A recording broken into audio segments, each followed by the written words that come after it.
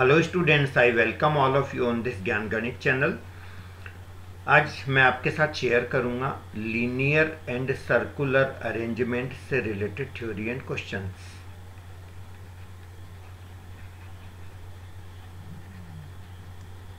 Reasoning का एक important topic है ये लीनियर एंड सर्कुलर अरेंजमेंट। तो सबसे पहले मैं आपको कुछ बेसिक यहाँ पर शेयर कर देता हूँ। जैसे क्वेश्चन में बोला है पर्सन्स आर सिटिंग इन अ रो। जब भी ऐसा कहीं लिखा है तो इसका मतलब होगा कि लोग लाइन से बैठे हैं। जैसे ए बैठा है, बी बैठा है, सी बैठा है, डी बैठा है, ई बैठा है, ऐसा।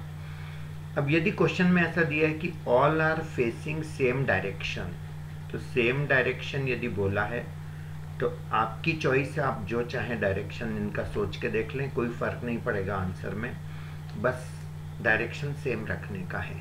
तो ए का डायरेक्शन सपोज मैं ऐसे रखता हूँ, तो ये डायरेक्शन हम लोग नॉर्थ बोलते हैं ऐसे, इधर वाले को हम साउथ बोलते हैं, और इधर वाले को हम ईस्ट डायरेक्शन बोलते हैं, और ये वाला हमारा वेस्ट डायरेक्शन होता है। तो ये हमारा ए का नॉर्थ डायरेक्शन ले लिया मैंने, बी का भी डायरेक्शन नॉर्थ ले लिया, सी का भी नॉर्थ ले लिया, इन सब का मैंने ऐसा डायरेक्शन ले लिया क्योंकि क्वेश्चन में दिया है सेम डायरेक्शन सबका है।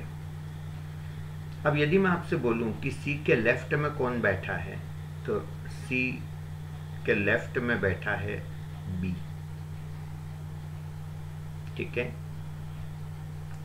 डी के राइट में कौन बैठा है, ई। अब सपोज करिए यदि 5 लोग सेम डायरेक्शन में हैं और क्वेश्चन में दिया है कि C is to the right of B,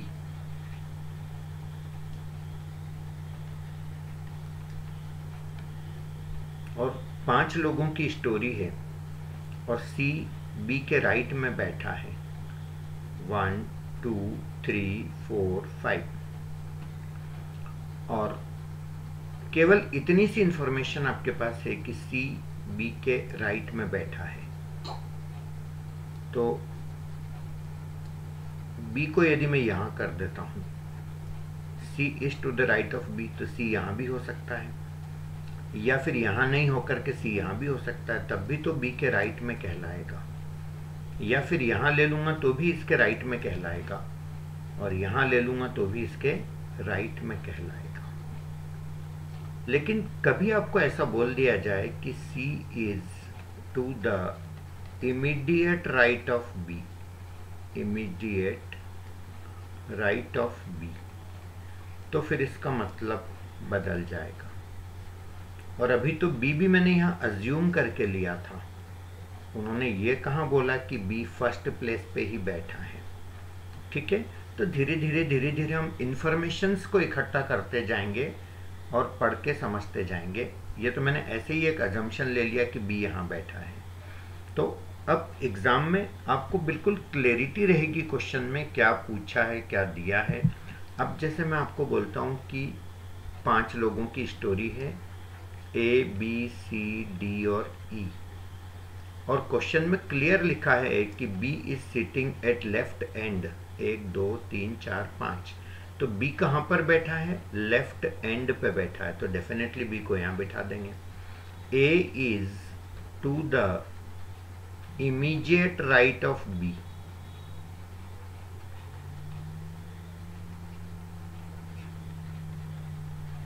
A is to the immediate right of B, तो मैं A को कहाँ बिठाऊंगा, यहाँ पर इसके इमीडिएट राइट में बिठा दूंगा। Is that clear?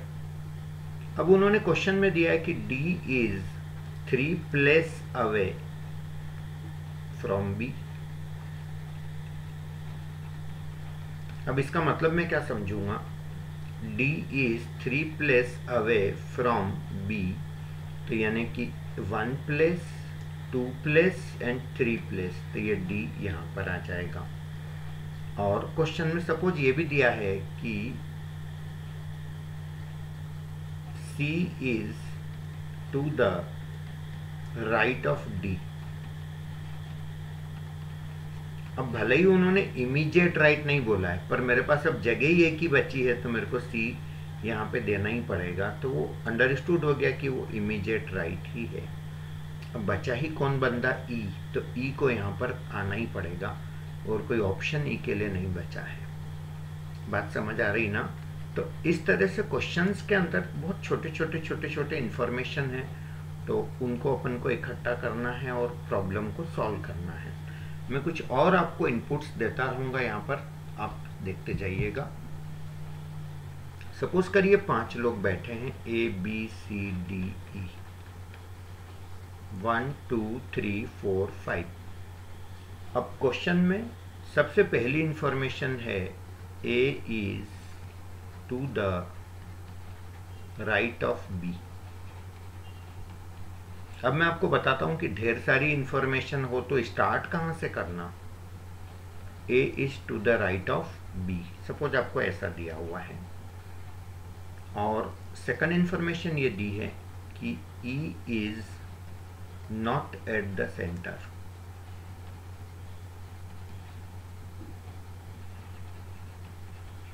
और जो ई है वो सेंटर पे नहीं है। और जो तीसरी इंफॉर्मेशन है वो है D is at the right end. और जो चौथी इंफॉर्मेशन है वो है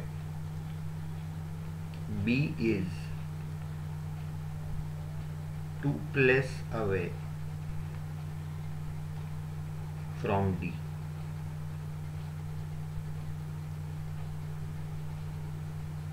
इसको 3 कर लीजिए, B is 3 place away from D. अब ये सपोज करिए 4 इंफॉर्मेशन आपको दे रखी है क्वेश्चन में, और हमको अब प्लान करना है कि हम इसको कैसे मैनेज करें। तो सबसे पहले कौन सी इंफॉर्मेशन पिक करना जिससे हमें डायरेक्ट इंफॉर्मेशन मिल रही हो, यानी कि हमको सोचना नहीं पड़े, इमीडिएट हम उसको पुट कर दें। अब इन चारों में आपको कौन सा पॉइंट ऐसा लग रहा है जो हमारे इमीडिएट हमारी हेल्प करेगा? ये वाला, D is at the right and. तो डी कहाँ पर है? एकदम इधर राइट एंड पर है। तो ये मेरा पहला पॉइंट मैं चूज कर रहा हूं मैं, कि जिसमें मेरे को पक्का है कि डी यहीं पे आएगा। Is that clear? दूसरी इंफॉर्मेशन मेरे को कौन सी लेनी चाहिए? B is 3 place away from D. अब बी को डी से 3 प्लेस अवे लेना है, तो पक्का हो गया बी कहाँ आएगा? डी से 3 प्लेस अवे, मतलब राइट में तो जगह है ही नहीं। 1 2 3, ये 3 प्लेस अवे मेरा हो गया बी, तो ये मेरा बी आ गया। अब क्वेश्चन में दिया है कि A is to the right of B. अब ए कहाँ है? बी के राइट में है, तो यहाँ भी हो सकता है और यहाँ भी हो सकता है। ठीक है। अब क्वेश्चन में क्या बोला? E is not at the centre. अब सेंटर पोजीशन यहाँ पर ई को तो पक्का है नहीं आना है। और कोई इंफॉर्मेशन बची है? नहीं बची है। B is 3 place away from D, ये भी हमने यूज कर लिया। और A is to the right of B, ये हमने ए को राइट में लेना है, पर कहाँ आएगा ये नहीं पता हमको। हाँ, ई यहाँ पर नहीं आएगा ये पता है। तो जब भी इस तरह की सिचुएशन आएगी ना, तो हमें पॉसिबल केसेस सारे डिस्कस करना पड़ेंगे। 1 2 3 4 5। ठीक है। तो ये तो फिक्स है, बी तो यहाँ पर आएगा ही आएगा, पक्का हो गया। डी भी यहाँ पर आएगा ही आएगा, ये भी पक्का हो गया। और ये भी पक्का हो गया कि यहाँ पर ई को मेरे को लेना नहीं है। और ये भी पक्का है कि ए को मेरे को बी के राइट में ही लेना है। अब मेरे पास क्या क्या ऑप्शन है मैं आपको बताता हूँ। मैं ए को यहाँ ले सकता हूँ, बी के राइट में लेना है। दूसरा, ये बी और ए को यहाँ भी ले सकता हूँ मैं, तब भी बी के राइट में ही कहलाएगा। अब ये जो मेरा केस है, अभी भी इसमें मेरे को ये 2 और फिल करना बचे हैं, और वो 2 कौन है? ये तो फिक्स कर लिया मैंने कि भाई मेरे को ए को इसी जगह रखना है, बी के राइट में। तब मेरे पास 2 कौन बचे? एक तो ई बचा और एक सी बचा। तो मैं यहाँ पे ई लेके यहाँ पे भी सी ले सकता हूँ, या फिर यहाँ पे सी लेके यहाँ पे ई ले सकता हूँ, और बाकी मैं ऐसा का ऐसे ही इसको रहने देता हूँ। आई होप मेरी बात समझ आ रही है आपको। ठीक है, तो मैंने दो केस बनाए ये वाले, जिसमें यहाँ बी और यहाँ ए। ठीक इसी तरह से अब मेरे पास, यदि मैं b को यहाँ लेके a को यहाँ ले लेता हूँ, क्योंकि a is to the right of b बोला है। ठीक है, अब मेरे पास दो कौन बचे, एक तो बचा c और एक बचा e। लेकिन मैं e को यहाँ सेंटर में नहीं रख सकता, क्योंकि ये क्वेश्चन की कंडीशन है कि e is not at the centre.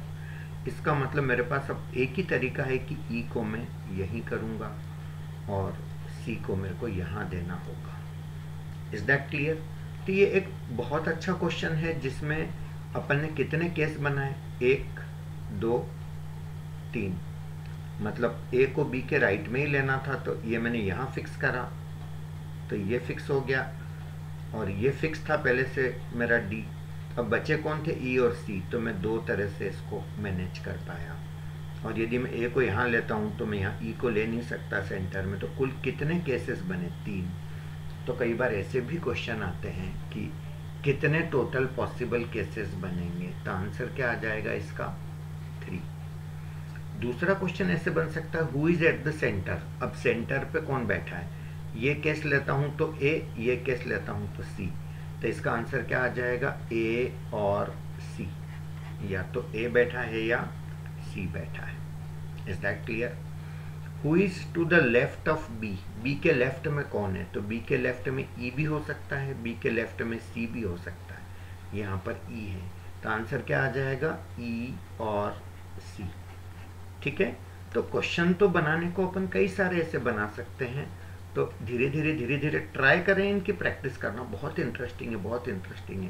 केवल घुमाना फिराना ही तो है ना। ये मैथ्स जैसा नहीं है कि कई लोग घबराते हैं कि ये तो पता नहीं, ऐसा लगता है कि यार ये कोई ऐसी चीज़ भी आ जाएगी जो अपन स्कूल में पढ़ी नहीं थी और सडन अभी आ गई, जो फेस करना पड़ रही है ना। ऐसा मैथ्स में तो होता ही है, बहुत सारी चीज़ें जो हमने स्कूल में लेवल में अच्छे से पढ़ी नहीं है और आज उनको फेस करना पड़ रही है। कहीं एलसीएम आ गया, कहीं एचसीएफ आ गया, कहीं फैक्टर आ गया, कहीं पे प्राइम फैक्टराइजेशन आ गया। यहाँ ऐसा कुछ नहीं है, बस ये चीज़ें हैं जिनका कहीं से कोई कनेक्शन नहीं है। एक बच्चा भी कर सकता है, एक बड़ा भी कर सकता है, कोई भी इसको कर सकता है। तो ये यहाँ पर एक चीज़ हो गई। और अपन बात करते हैं कैसे कैसे क्वेश्चंस यहाँ पर आ सकते हैं। सपोज करिए आपको बोला है कि 5 लोग हैं, A B C D E, ये एक रो के अंदर बैठे हैं।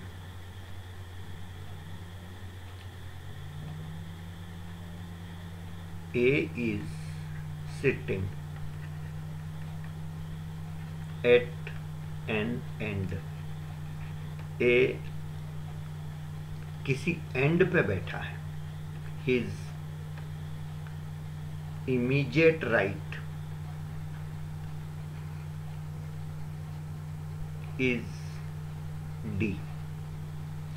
ए किसी एंड पे बैठा है और उसका इमीडिएट राइट कौन है, डी। और क्वेश्चन में ये भी दिया है कि सम आर फेसिंग नॉर्थ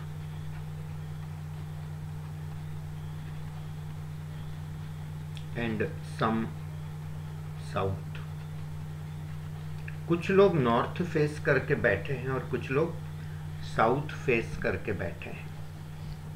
अब इस टाइप के क्वेश्चन को कैसे करना, मैं आपको 2 सिचुएशन बना के दे रहा हूँ। 1 2 3 4 5 लोग, 1 2 3 4 5 लोग। अब उन्होंने बोला कि ए किसी एंड पे बैठा है, तो मान लो कि ए इस एंड पर है, and sitting at an end, his immediate right is D. उसका जो इमीडिएट राइट है वो है डी। तो डी कहाँ आएगा, यहाँ आएगा। कब, जब मैं ऐसा मान के चलूं कि इस बंदे का फेसिंग किधर है, नॉर्थ है। लेकिन ऐसा भी तो हो सकता है, क्वेश्चन में दिया है कि some are facing north, some are facing south. मतलब इन 5 लोगों में से कुछ लोगों का नॉर्थ फेसिंग है और कुछ लोगों का साउथ फेसिंग है। तो भाई मैं ऐसा भी तो मान सकता हूँ कि जो ए है वो इस एंड पे बैठा है और इसका फेस इस तरफ है, तो इसका लेफ्ट इधर होगा, सोच के देखो, तो इसका राइट इधर होगा। आप आपके अकॉर्डिंग मत देखना, ए का फेसिंग साउथ है, ए का फेस इस तरफ है, तो ए का राइट इधर होगा, तो इसके इमीडिएट राइट में डी बैठा है। Is that clear? तो ये दो सिचुएशन मेरी यहाँ पर बन रही है क्वेश्चन में। Is that clear? Next information आपको दी है, C is 3 place away from D.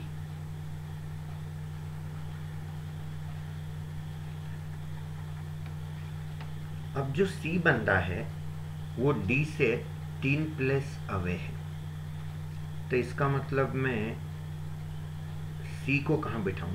D से 3 प्लेस अवे, यानी कि 1 2 3, ये वाला केस लेता हूं तो सी यहाँ आएगा, और ये वाला केस लेता हूं तो 1 2 3 प्लेस अवे सी को यहाँ देना पड़ेगा।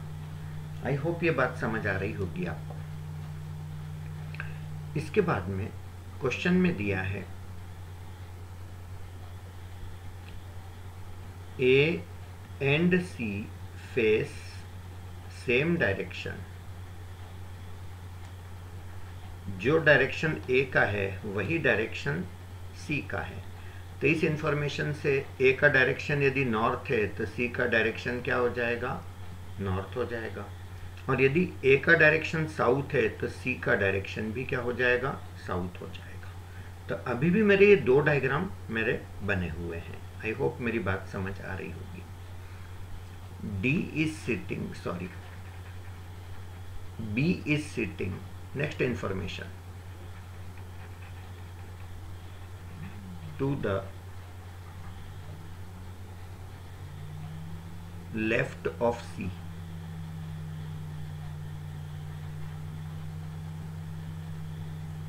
अब जो बंदा B है वो कहाँ बैठा है?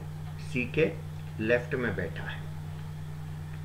मैं यहाँ पर क्वेश्चन को मैनेज करने के लिए एक छोटा सा चेंज कर रहा हूँ। A and C face opposite direction. A और सी का जो डायरेक्शन है वो अपोजिट है, ऐसा मैंने क्वेश्चन में चेंज करा है। तो ए का डायरेक्शन यहाँ पर ऊपर है, तो यहाँ पर सी का डायरेक्शन नीचे कर देता हूँ, और यहाँ पर ए का डायरेक्शन साउथ में है तो सी का डायरेक्शन में नॉर्थ में कर देता हूँ। ठीक है ना? अब क्वेश्चन में क्या बोला? यहाँ पर मैंने B is sitting to the left of C। अब B यदि C के लेफ्ट में है तो क्या इस केस में पॉसिबल है क्या? नहीं, क्योंकि यहाँ C के लेफ्ट में जगह ही नहीं है, तो B यहाँ पर हो ही नहीं सकता। इसका मतलब B C के लेफ्ट में है, तो इसका मतलब ये हुआ कि ये वाला केस फिर भी पॉसिबल है, ये पॉसिबल नहीं है। अब इसमें इतना सा चेंज है कि बी सी के लेफ्ट में, तो यहाँ भी हो सकता है और यहाँ भी हो सकता है। मतलब मैं यहाँ बी को करता हूँ तो बचा ही कौन? अब ए हो गया, ई बचेगा। और दूसरा केस मैं बना सकता हूँ, जब मैं ई को यहाँ कर दूंगा तो बी को यहाँ कर सकता हूँ। बस ये दो पॉसिबिलिटी ऐसी बनती है, और ये पूरा का पूरा मेरा रिजेक्ट हो जाएगा। तो कई बार हम स्टार्ट तो करें, उसके बाद इंफॉर्मेशन ही ऐसी रहेगी कई बार कि एक केस ऑटोमेटिक रिजेक्ट हो जाएगा। अब इस क्वेश्चन का मुझे आंसर दीजिए कि सेंटर में कौन बैठा है। ये सारी इंफॉर्मेशन आपको दे दी, यहाँ पर फिर आंसर आ जाएगा या तो बी या E. Is that clear? D के लेफ्ट में कौन बैठा है? डी के लेफ्ट में कौन बैठा है? क्या इन्होंने आपको डी का डायरेक्शन दिया है कि डी का नॉर्थ डायरेक्शन है फेसिंग की साउथ है? नहीं, तो फिर आप कैसे बोल सकते हैं? तो आंसर क्या आ जाएगा? Can't say. डी यदि इधर मुंडी करके बैठा है तो इसका लेफ्ट इधर होगा, और डी यदि इधर फेस करके बैठा है तो इसका लेफ्ट इधर होगा। तो ये ऐसा है। तो ये बहुत छोटी छोटी चीज़ें हैं जो कई बार इंफॉर्मेशन जितनी देते हैं पूरी नहीं भी देते हैं कि डी का डायरेक्शन नहीं पता, तो क्वेश्चन भी फिर वैसा ही देंगे ऐसा। Is that clear? यदि क्वेश्चन में ऐसा बोल दिया जाता, B is to the right of E, B किसके राइट में है, ई के राइट में है। तो अब इसमें कैसे कैसे पॉसिबल है, बी ई के राइट में, तो ई का फेस इधर कर दूं तो बी इसके राइट में है, ये भी पॉसिबल है ना। और बी यहाँ करके ई का फेस, ई को यहाँ करके फेस इधर कर दूं तो इसके राइट में हो जाएगा बी, मतलब ये ई यहाँ भी आ सकता है, ई बी यहाँ और बी ई यहाँ, दोनों केस में ऐसा पॉसिबल है। Is that clear. तो धीरे धीरे हम अपने कॉम्प्लिकेशंस को, चीज़ों को हम बढ़ाते चले जाते हैं। एक और चीज़ मैं आपके साथ शेयर करना चाहता हूँ जिसको हम बोलेंगे सर्कुलर अरेंजमेंट। इसकी दुनिया बहुत बड़ी है, ऐसा नहीं कि आज का मेरा जो लेक्चर है सब कुछ हो गया, पर एक स्टार्ट के लिए, एक बेसिक के लिए दैट इज इनफ। अब जैसे सर्कुलर अरेंजमेंट है तो एक सर्कल बनाया है ना, और कोई आपको बोले कि इसमें मान लो 8 लोग बैठे हैं, ABCD EFGH, तो सबसे पहला काम तो ये करा करो कि इक्विडिस्टेंट प्लेस बना लिया करो, 1 2 3 4 5 6 7 और 8, ताकि आपको ये क्लियर रहे कि ये आमने सामने हैं, ये दोनों आमने सामने हैं, ये इसके सामने है और ये इसके सामने है ना। अब देखिए यहाँ पर कोई आपको बोले कि A and E are opposite to each other, suppose ऐसा दिया है, तो कहीं पे भी दे दो आप, पर आमने सामने देना। मैंने A को यहाँ दे दिया तो मैं E को यहाँ कर सकता हूँ। Is that clear. अच्छा, क्वेश्चन में दिया कि ऑल आर फेसिंग इनसाइड, सब लोग अंदर देख रहे हैं, फेसिंग द सेंटर, सेंटर की तरफ सब लोग देख रहे हैं, मतलब सब लोग अंदर की तरफ देख रहे हैं। तो ए और ई आमने सामने हैं, ऐसा क्वेश्चन में बोला है। B is 2 place away to the right of E. अब बी 2 प्लेस अवे है, किसके राइट में, ई के, तो ई का फेस किधर है, इधर, तो ई का राइट किधर होगा, इधर, ठीक है। तो इसके ई के राइट में 2 प्लेस अवे कौन है, बी, तो ये मेरा यहाँ पर कौन आ जाएगा, बी आ जाएगा। तो बी का प्लेस मेरा फिक्स हो गया। Is that clear. अब क्वेश्चन में बोला है कि C and D are sitting together, C और डी ये 2 ऐसे बंदे हैं जो पास पास बैठे हैं, तो सी और डी यहाँ तो आ नहीं सकते, ये 3 जो जगह खाली बची है इन्हीं में वो पास पास बैठे हैं तो आ सकते हैं। तो अभी फिलहाल मैं नहीं लिखूं तो ये अच्छा है, कहाँ आएंगे मेरे को नहीं पता अभी exactly. C and D are sitting together, और ये 3 प्लेस यहाँ पर बने हुए हैं सी और डी के लिए। Is that clear. इसके बाद अगली इंफॉर्मेशन कोई आपको बोले, यहाँ तो सी और डी आ नहीं सकते, यहाँ ये 2 खाली पड़ी जगह, इन्हीं में आएगा सी और डी, ये तो पक्का है। या तो सी यहाँ आएगा तो डी यहाँ आएगा, या फिर सी यहाँ आएगा तो डी यहाँ आएगा, मतलब कोई आएंगे। अब यदि क्वेश्चन में ये दिया हो कि H is sitting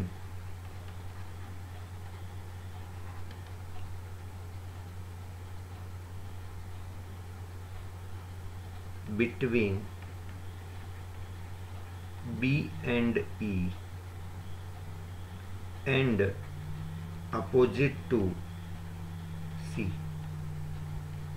अब क्वेश्चन में बोला H B और E के बीच में बैठा है, तो H कहाँ बैठा है, यहाँ बैठा है, और किसके सामने बैठा, H C के सामने बैठा है, तो C कहाँ आएगा, यहाँ पर, और C और D पास पास बैठे हैं तो पक्का हो गया। अब तो D कहाँ आएगा, यहाँ आएगा।